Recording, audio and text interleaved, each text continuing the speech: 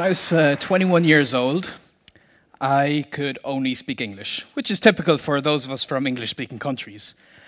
And I had many reasons why this was going to be the case for me for the rest of my life. And I was very confident of this because I had no natural talent, I had a very bad memory, I couldn't travel to the country yet, I was too old, I felt too old, and I was sure that I was going to frustrate the native speakers and embarrass myself.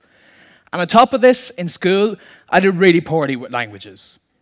So I did actually get the opportunity to get into languages after I graduated university with a degree in electronic engineering, still only able to speak English. I moved to Spain, and I figured this is it. This is going to solve my problems living in the country. No. 6 months later of living in Spain, couldn't speak any Spanish. Now, a sensible person would have given up at this stage and gotten the point. I'm not very sensible, though. So I figured if I change my approach and change my attitude, maybe I can change my language skills. And what happened to inspire me to get into language learning was I met a polyglot. A polyglot is someone who can speak many languages. And the first time you meet someone like that, you can't help but feel really impressed.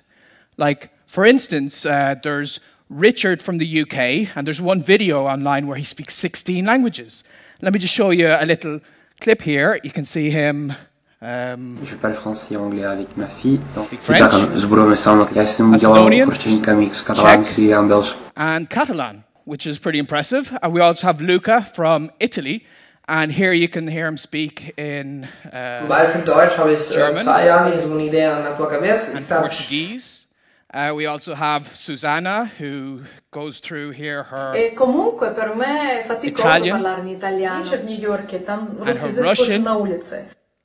And a very impressive video I saw once, this 16-year-old from America called Tim goes through 20 languages in one video. And in this part here, you can see him go through Wolof,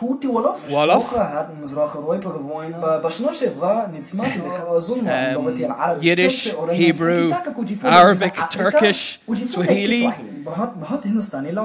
and Hindi. So, wow.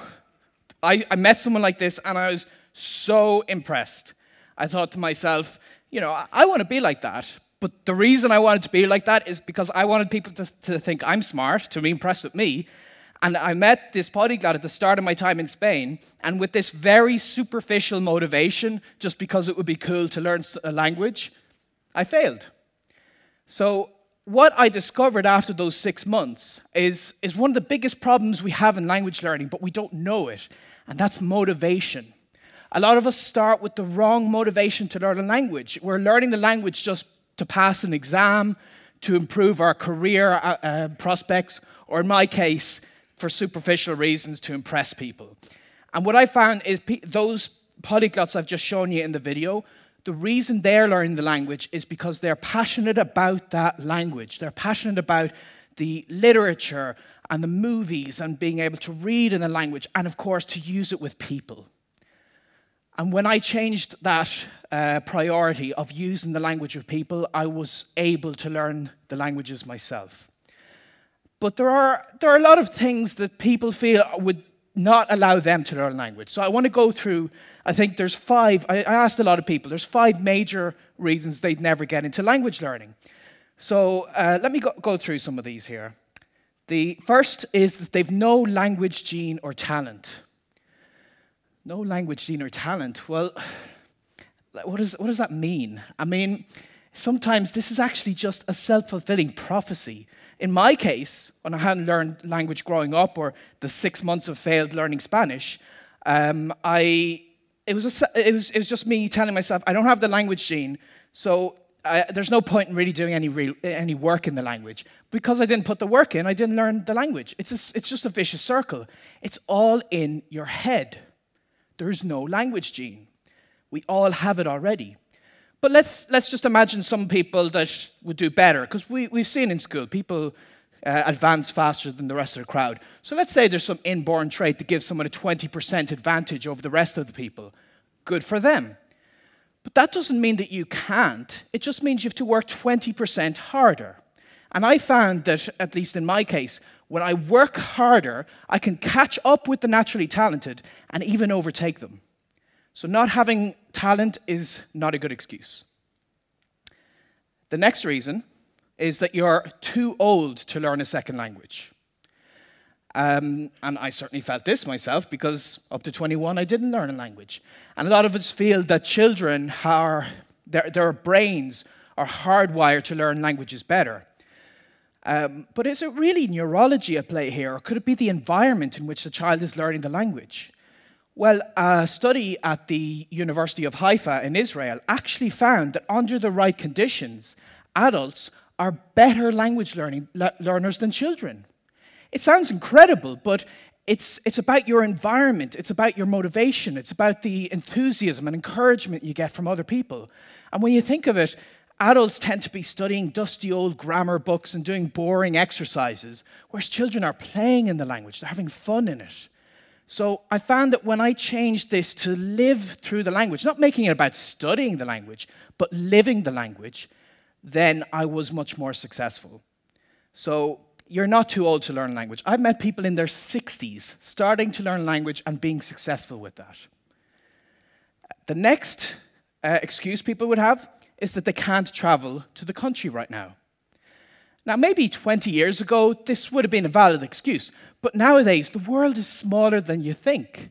Thanks to the internet, we can connect with native speakers from across the planet, and you'll see that in a lot of cases, they might want to learn your language, and then money isn't even an issue, because you teach them a little and they teach you a little.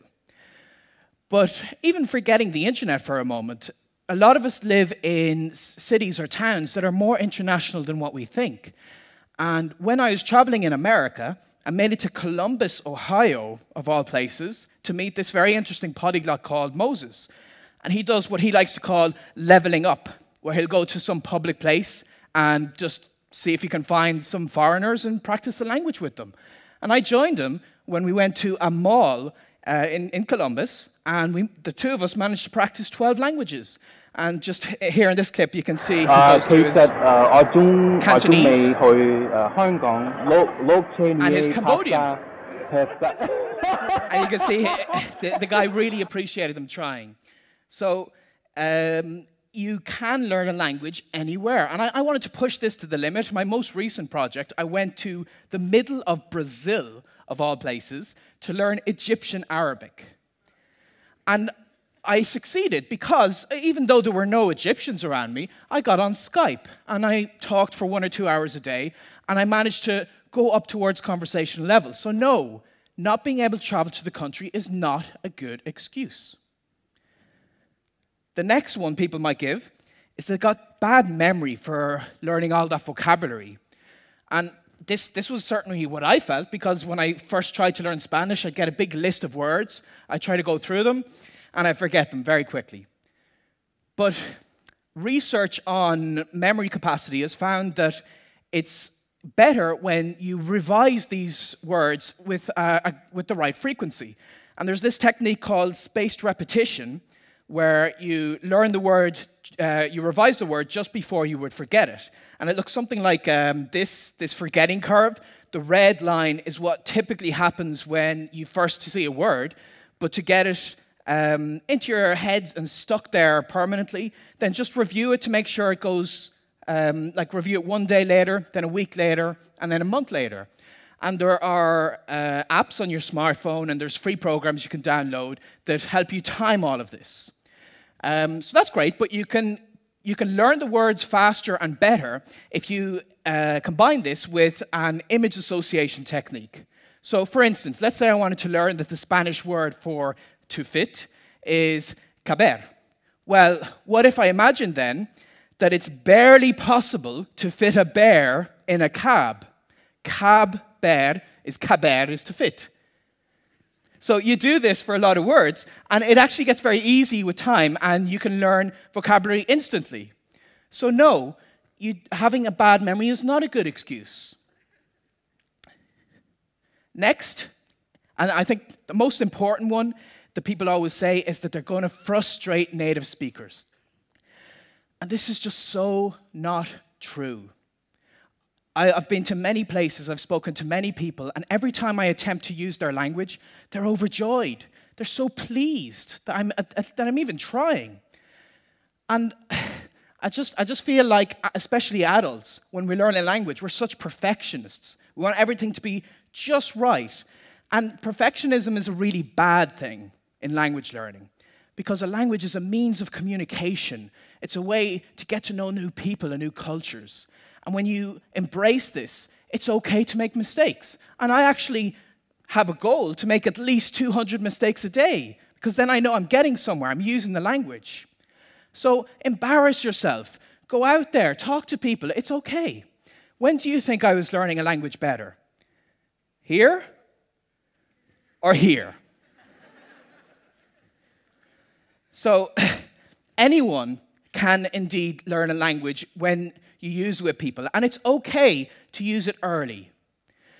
And this is so important that you don't have to wait until you speak the language perfectly and fluently and so on.